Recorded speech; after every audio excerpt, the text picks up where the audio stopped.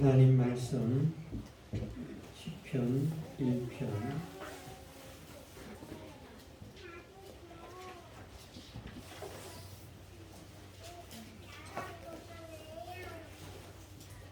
하나님 말씀 시편 1편 1절에서 3절 말씀입니다. 복 있는 사람은 악인의 길을 쫓지 아니하며 죄인의 길에 서지 아니하며 오만한 자의 자리에 앉지 아니하고 오직 여호와의 율법을 즐거워하여 그 율법을 주야로 묵상하는 자로다. 저는 시냇가에 심은 나무가 시절을 쫓아 과실을 맺으며 그 잎사귀가 마르지 아니함 같으니 그 행사가 다 형통하리로다. 아멘.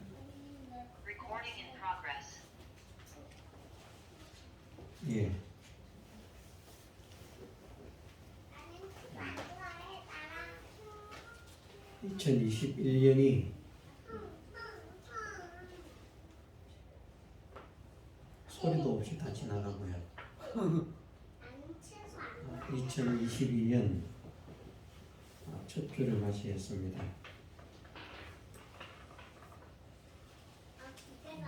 첫 주를 맞이하면서 어떤 말씀을 우리가 함께 나누는 것이 좋을까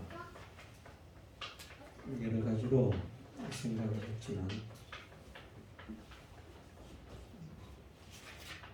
했던 말씀임에도 불구하고 이 말씀이 마음에 와닿습니다. 정말 2022년 올해부터는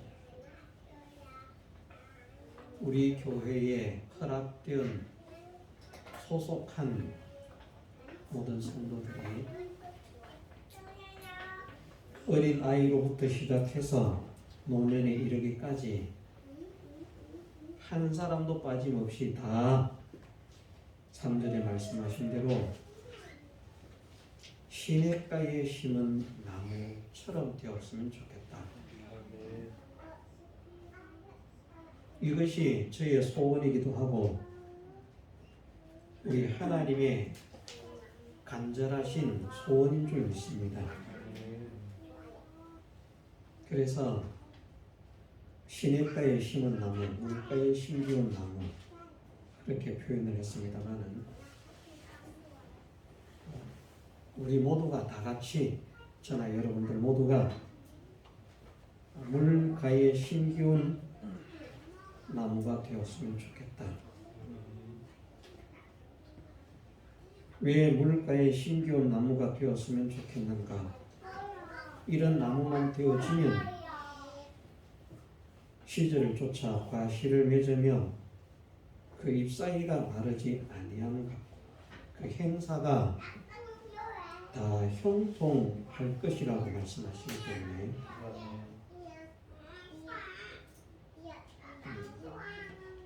참 지난 세월 동안 어려움도 많고 환난도 풍파도 많고 역경도 있었고 문제도 많고 그랬던 우리라고 할지라도 이제는 정말 하나님께서 함께 하시는 자가 되어서 행사가 다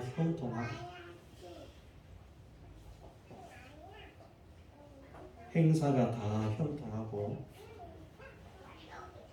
잎사귀가 마르지 아니함 같이 언제나 푸르고 청청하고 그 잎사귀가 마르지 아니함 같다 하는 말씀은 보기에 아름답다는 말씀도 되고 또 왕성하다, 강성하다 하는 그런 말씀도 됩니다. 시들지 않는다, 식어지지 않는다 하는 그런 말씀도 됩니다. 만사가 형통한 그 은혜를 받고 잎사귀가 마르지 아니함 같은 은혜를 누리고 시절을 쫓아 과실을 맺는, 시절을 쫓아 과실을 맺는다 하신 말씀은 열매를 맺어야 할 때 반드시 열매를 맺게 하신다 하는 말씀이 첫 번째고, 또 그 열매가 항상 있게 하신다 하는 것이 두 번째입니다. 열매를 맺어야 할 때도 반드시 열매를 맺는데 그것이 한 시즌으로 한 철로 지나가는 것이 아니라 시절마다 또다시 열매를 맺는 그런 은혜를 얻게 하십니다. 그래서 얼마나 복된 것입니까? 우리는 참 소원하는 것 많이 있습니다만은 열매를 잘 맺지 못했거든요.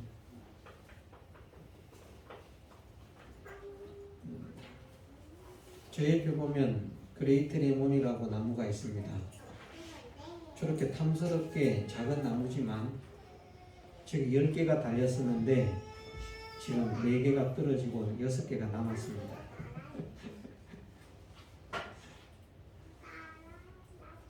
노랗게 저렇게 탐스럽게 달려있는 것 보면 얼마나 예쁩니까?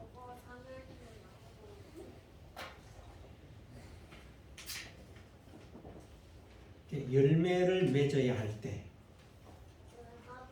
무엇인가 일을 했다면 수확을 하고 수입을 해야 할 때, 그 일이 실패가 되지 않아서 성공이 되어서 거기에 합당한 소득을, 수입을, 열매를 얻게 하시는 그 은혜. 우리가 뭐 일을 해도 그렇지 않습니까? 제가 아는 어떤 분은 정말 기술이 좋은 분이 있었습니다. 저희가 인천에 갔을 때 이야기인데 기술이 정말 좋은 분이 있었어요. 기술자이기 때문에 그 당시에 그것이 2000년도입니다. 저희가 2000년도에 1월 7일 날 인천으로 올라갔었기 때문에 2000년도인데 그 당시에 그분이 월급이 400만 원이었답니다. 상당한 거예요, 제가. 기술이 있기 때문에. 그런데 문제는 400만 원 월급이 중요한 것이 아니고 그 집 가족들이 사는 것이 힘들어서 형제들에게 도움을 받아서 살고 있는 거예요. 그 당시 400만 원이면 지금 뭐 어쩌면 1000만 원 가까이 될지도 모릅니다. 그렇게 많은 돈을 버는데 8명의 형제가 있는데 형제들에게 조금씩 도움을 받아서 살아가고 있는 거예요. 예, 저희는 뭐 올라가서 어쨌든 일이 어떻게 되다가 보니까 사례를 받지 않고 목회를 하기로 하고 그렇게 진행되던 그런 상황이었는데 어쨌든 하나님께서 은혜를 주셔서 그분들의 가정에 한 달에 10만 원씩을 도왔습니다. 힘들고 어렵다. 근데 그분들이 왜 힘든가? 400만 원 월급을 받기로 약속하고 취직을 했으면 그 회사가 돈을 줘야 되는데 월급때가 되면 부도가 나거나 문을 닫거나 이렇게 되는 거예요. 몇 년을 그런 생활을 하다가 보니까 안 놀고 일은 열심히 하는 거예요. 놀지 않아요. 여기저기 가서 일을 열심히 하는데 돈을 받는 데가 한 군데도 없는 거예요. 그게 뭔가 하면 시절을 쫓아 열매를 못 맺는 거예요. 받아야 되는데 못 받는 거예요.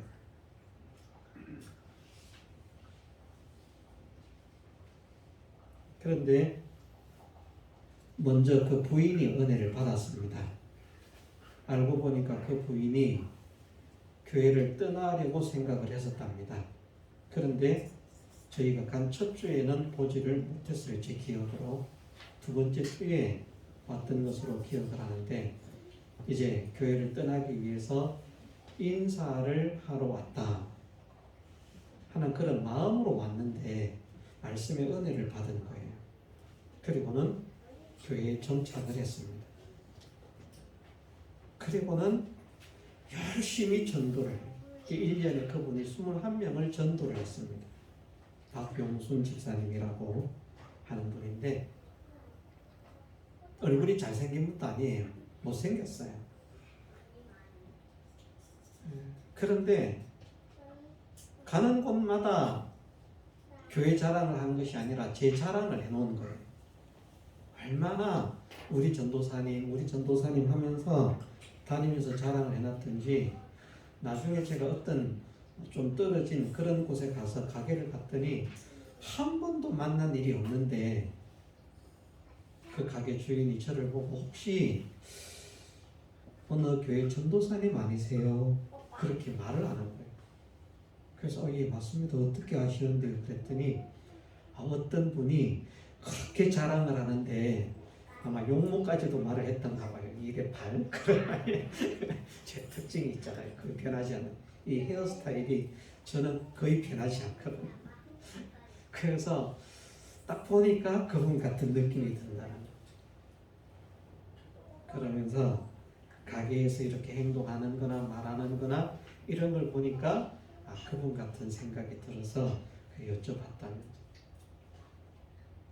그렇게 자랑을 하니까 어쨌든 그렇게 전도를 한 거예요. 그런데 하나님께서 은혜를 주셨습니다. 그 남편은 한 6개월 정도 지난 뒤부터 이제 차량 운행을 하고 봉사를 하고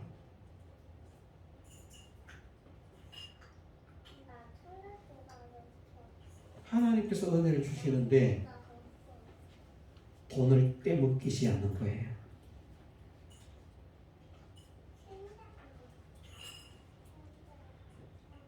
수입이 그대로 되는 거예요.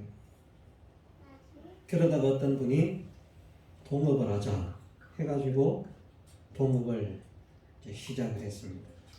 가구를 만드는 그런 공장입니다. 불과 한 2년 조금 넘었을 겁니다. 그죠? 한 1년 정도를 도움을 받으면서 그렇게 살고 그렇게 하다가 한 1년 정도가 채 되지 않을 그 정도 시점일 거예요. 그런데 이분들이 경제적인 복을 받아가지고 저 강화도에 가서 넓은 땅을 사고 집을 사고 만일 저한테 의논을 했더라고 하면 이 근처에서 구입을 하십시오. 그렇게 했을 건데 의논을 하지 않고 자기들이 미리 땅을 사고 집을 사고 그렇게 갔습니다. 구역 예배도 드리러 가고 몇 번은 했는데 받은 은혜가 있기 때문에 절대로 교회를 안 떠날 것처럼 이야기를 했지만 강화도에서 교회까지 오는데 1시간 이상이 걸리거든요. 차를 타고. 그러다가 보니까 이제 시간이 지나니까 못했습니다. 어쨌든 그분들이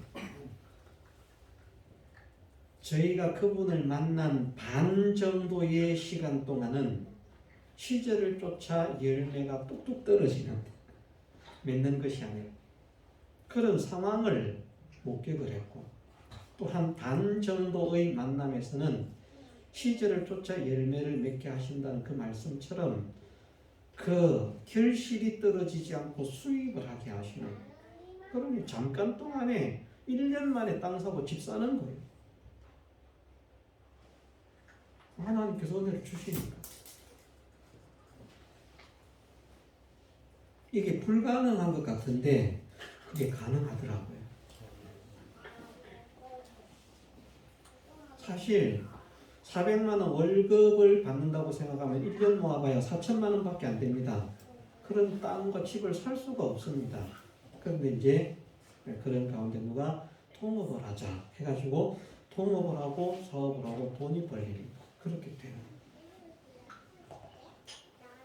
저는 그런 분들의 모습을 경험해 본 일도 있습니다. 그래서 우리도 혹 그렇게 그분들을 처음 만났을 때처럼 우리가 시절을 따라 열매를 맺는 사람이 되지 못하고 환난과 시련과 역경과 풍파 속에 있었다 할지라도 정말 은혜를 받고 말입니다. 그분들처럼 은혜를 받아야 되는 거예요. 그래서 내가 주님을 위해서 살아야 되겠다. 복음을 위해서 살아야 되겠다.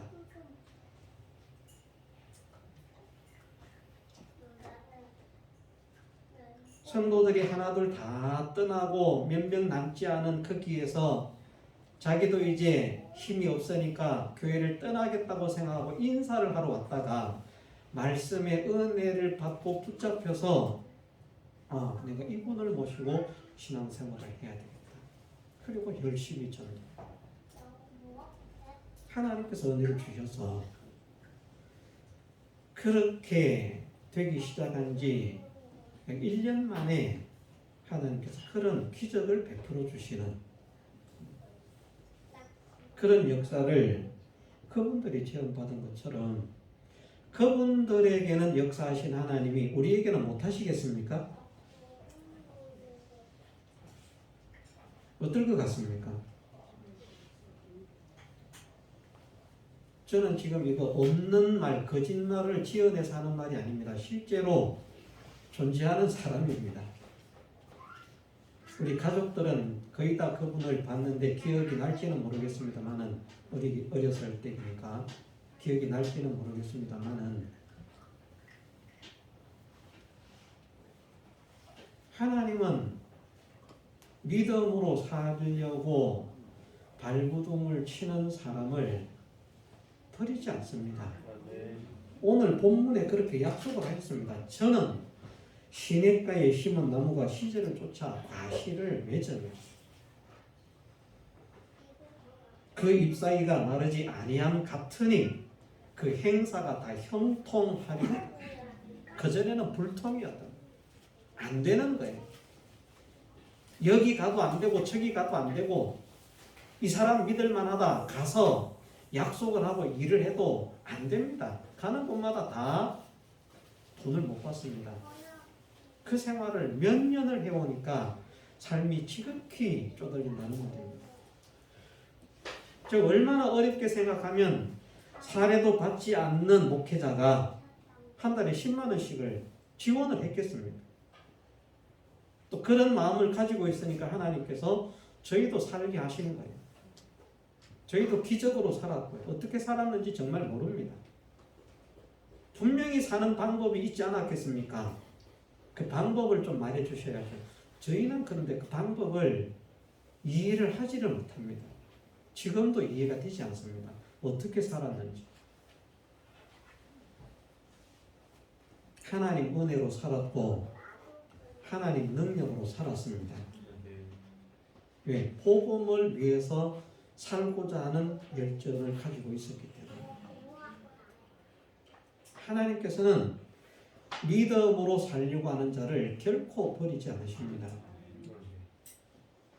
그래서 그 생각을 많이 하면서 우리 교회도 좀 지금까지는 그 어려운 가운데에서 불통한 삶을 살았다고 할지라도 이제 그분들이 은혜를 받고 형통한 자들로 변화가 되었던 것처럼 우리 교회 성도들도 좀 그렇게 변화되는 역사가 있었으면 좋겠다. 하나님 우리 교회가 그런 교회가 되게 하옵소서. 이 소망을 가지고 이 말씀을 나누게 되었습니다. 우리가 물가에 심기운 나무가 되십시다. 물가에 심기운 나무만 되면 시절을 쫓아 과실을 맺는 축복, 잎사귀가 마르지 않는 축복, 그 행사가 다 형통한 축복을 허락하시겠다. 이 세 가지 복을 우리가 받으십시다. 그래서 하나님의 영광을 드러내십시다. 하나님은 이렇게 역사하시더라. 정말 기이하게 역사하시더라. 우리 김현지 집사님 가정도 사실은 아무것도 없는 제천 땅에 믿음으로 살아보겠습니다.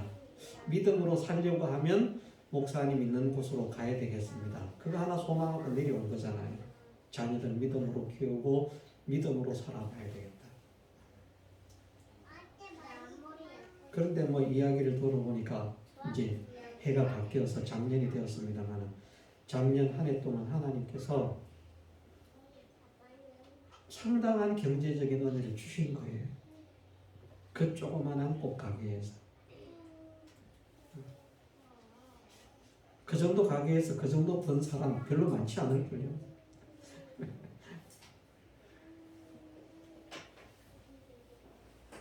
예, 제가 볼 때는 아직까지 부족함이 많습니다. 안타까움이 많습니다. 그래도 그 본인으로서는 말입니다. 본인으로서는. 예, 제가 생각하는 수준과 본인이 생각하는 본인의 수준은 차이가 있는 거거든요. 사람마다. 그래서 제가 볼 때에는 좀 더 힘을 내고 좀 더 열심을 내고 좀 더 그렇게 뜨겁게 살았으면 좋겠다 하는 면이 있지만 하나님께서 보실 때에는 아직도 어린데 네가 그 정도 하는 것도 예쁘다 이렇게 보시는 것 같아요.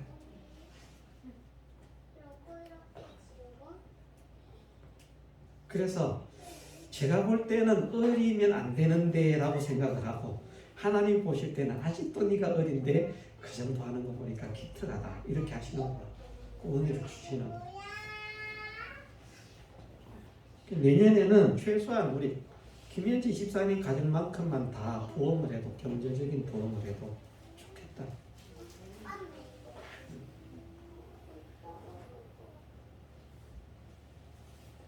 제천이라고 하는 세상이 이 지역 사회가 그 인연, 그 관계라고 하는 것이 상당히 끈끈한 그런 지역입니다.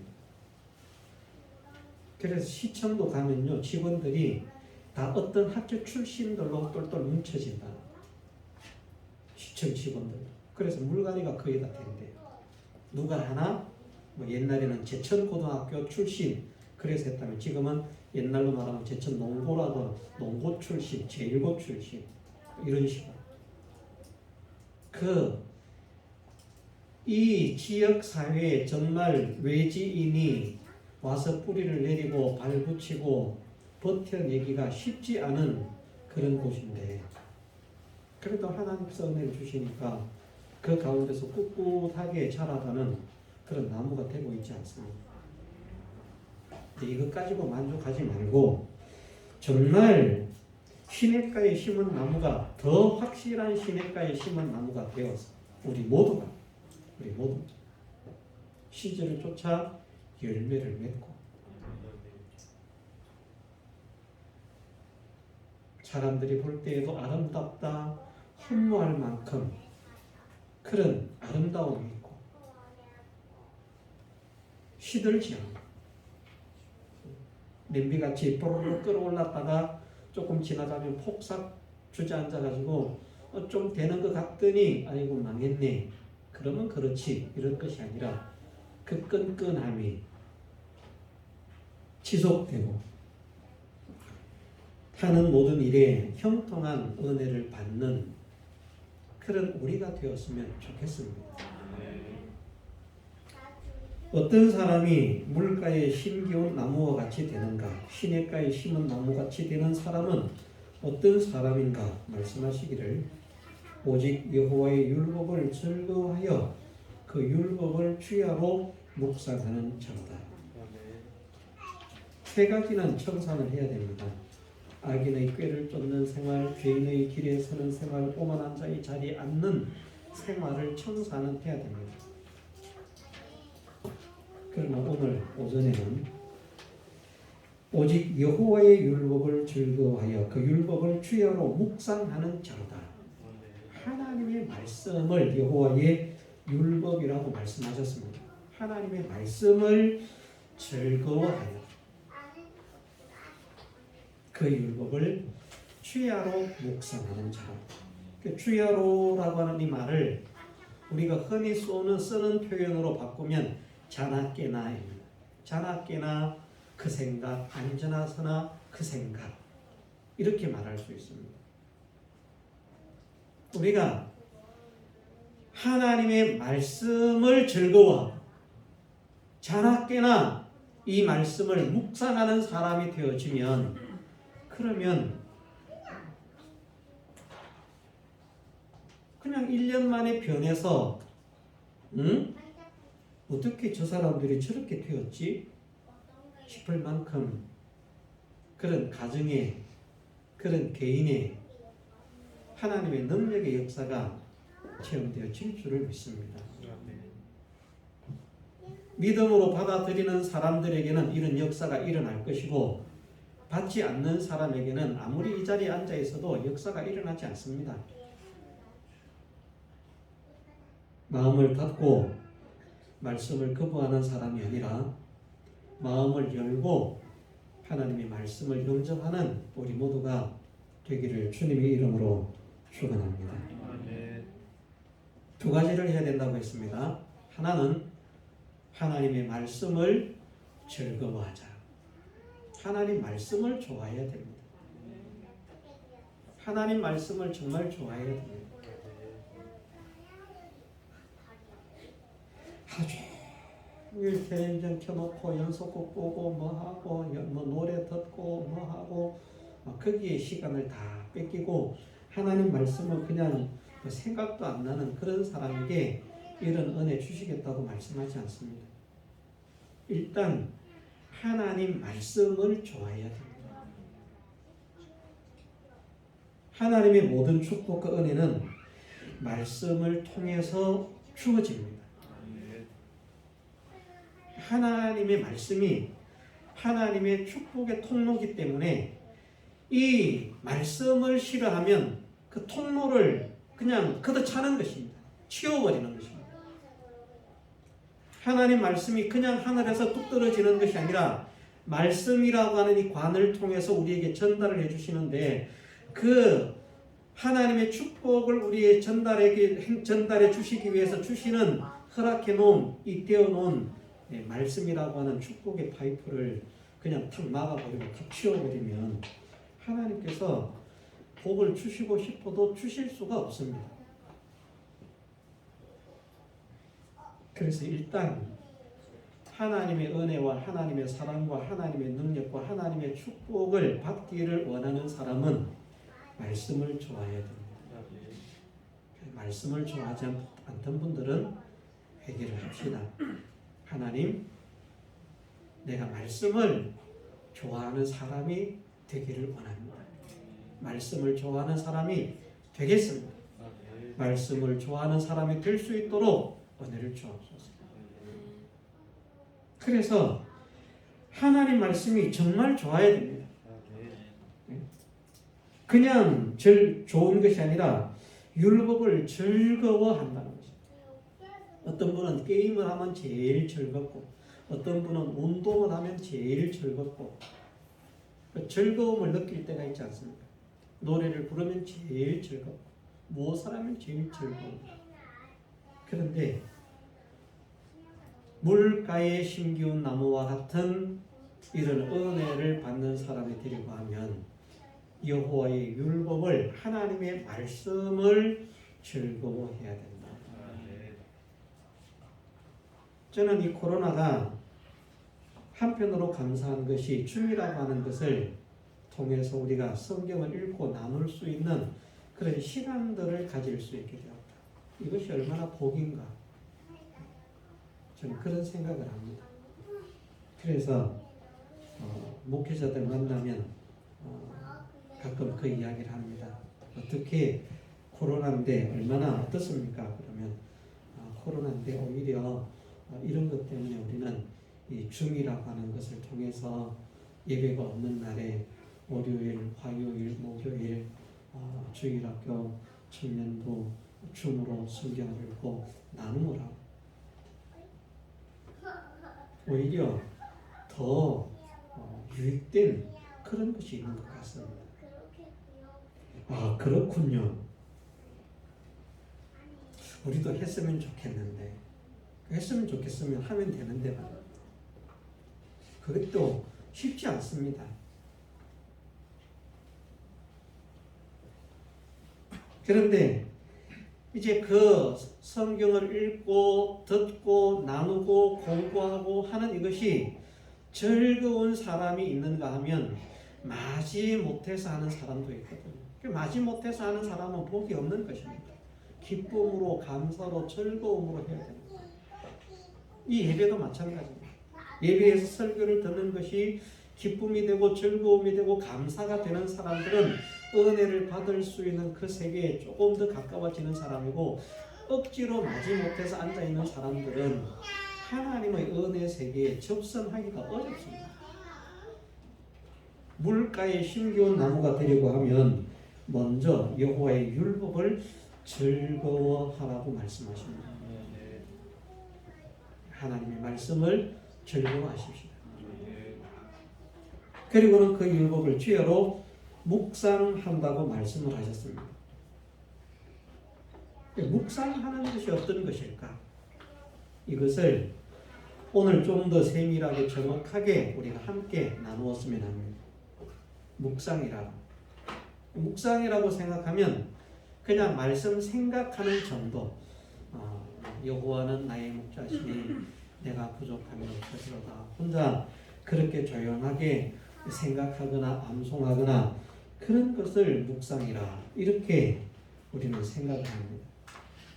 그런데 본문에 사용하고 있는 묵상은 사실은 그런 의미가 아니라는 것입니다. 묵상이라고 하는 단어를 히브리어로 하가라 하는 단어를 사용했습니다.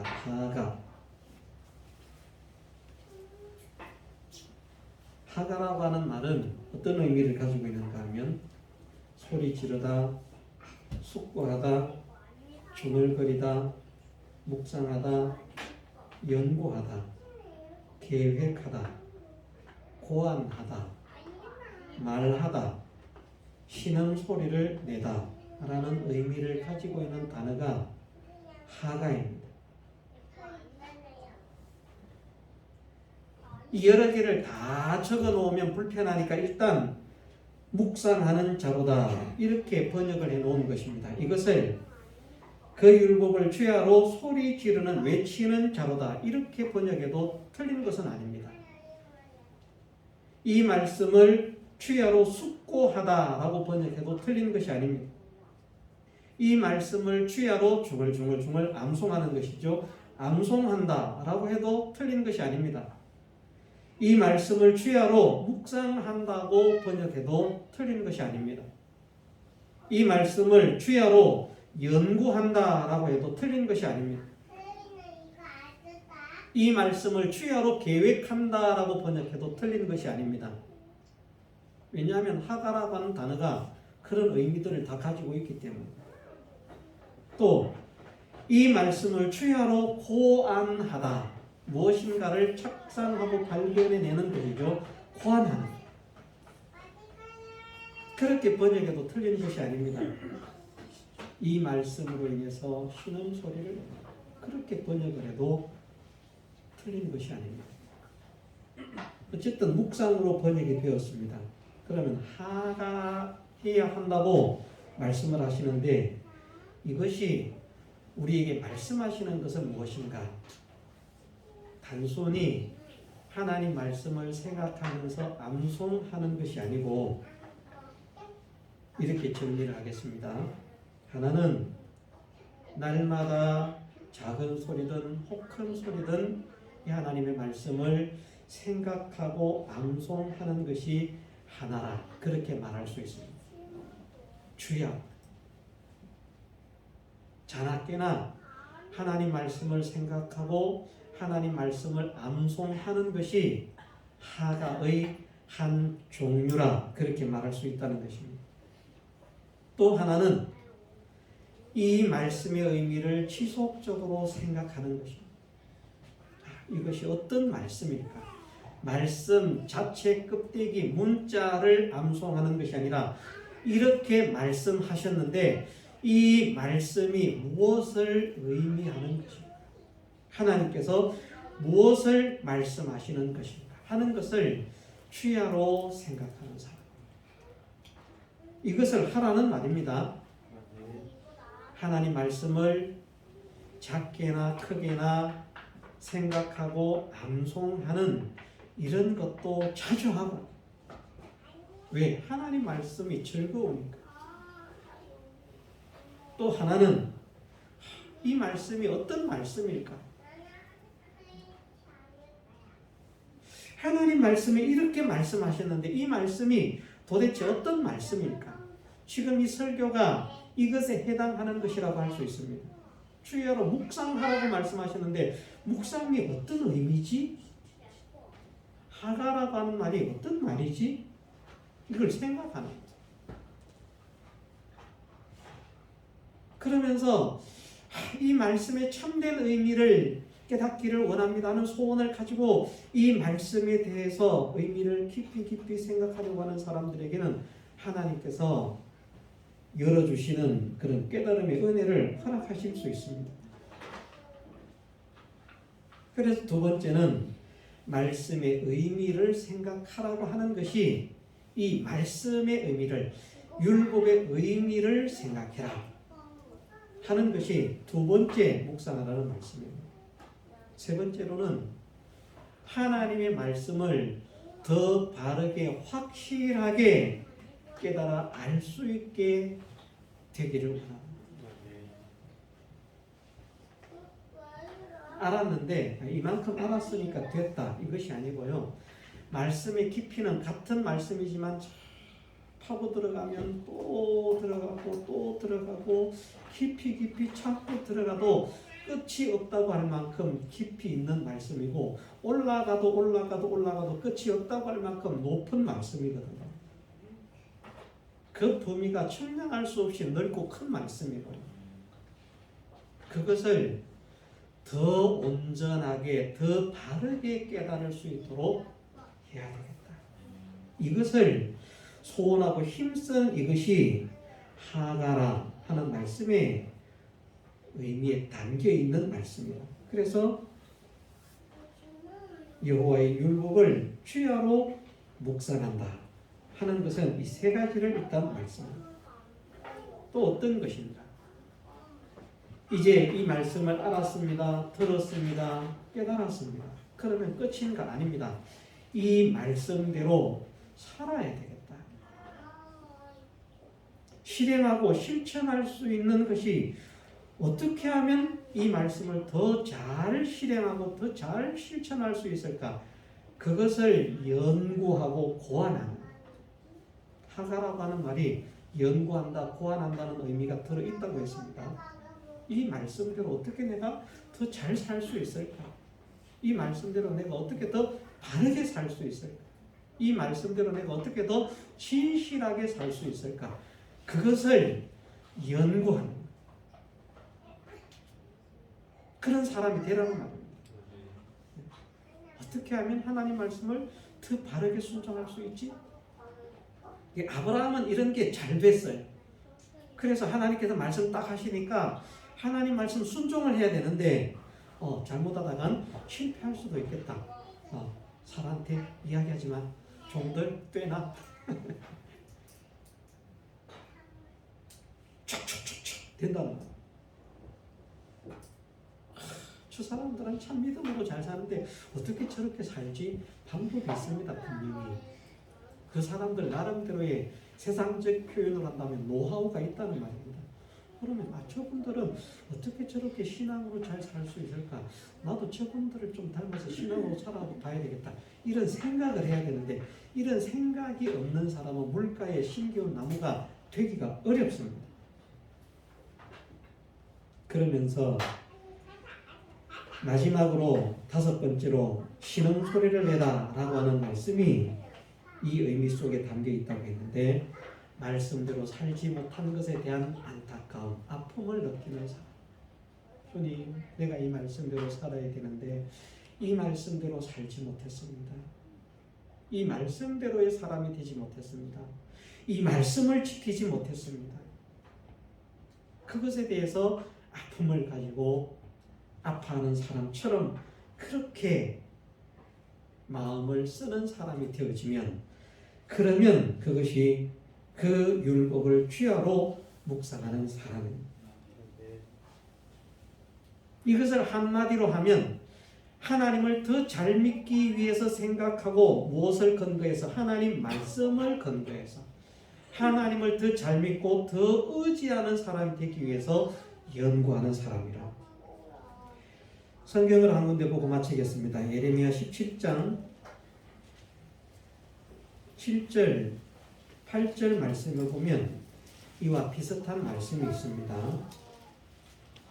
그러나 무릇 여호와를 의지하며 여호와를 의뢰하는 그 사람은 복을 받을 것이라. 그 뒤에 말씀이 오늘 읽은 말씀과 거의 유사한 말씀입니다. 그는 물가에 심기운 나무가 그 뿌리를 강변에 뻗치고 더위가 올지라도 두려워 아니하며 그 잎이 청청하며 가무는 해에도 걱정이 없고 결실이 그치지 아니함 같으리라. 아멘. 누구에게요? 여호와를 의지하고 의뢰하는 사람. 어떻게 하면 내가 하나님을 더 의지할 수 있지? 어떻게 하면 내가 더 하나님을 의뢰할 수 있지? 어떻게 하면 내가 하나님께 더 맡길 수 있지? 어떻게 하면 내가 더 하나님께 순종할 수 있지? 그것을 한마디로 하면 믿음이라는 것입니다. 율법을 가지고 무엇을 묵상한다고요? 한마디로 말하면 이 말씀을 가지고 어떻게 하면 더 잘 순종할 수 있을까? 그거 생각하고 소망하고 연구하고 그렇게 살지 못한 것을 아파하고 후회하고 안타까워하면서 회개하고 그런 사람이 되어지면 물가에 심기운 나무와 같이 저는 시냇가에 심은 나무와 같이 되게 하신다 말씀하셨습니다. 2022년도 이 자리에 참여한 저나 여러분들 모두가 물가에 심기운 시냇가에 심기운 나무가 되시기를 주님의 이름으로 축원합니다. 다 같이 통성으로 기도드리겠습니다.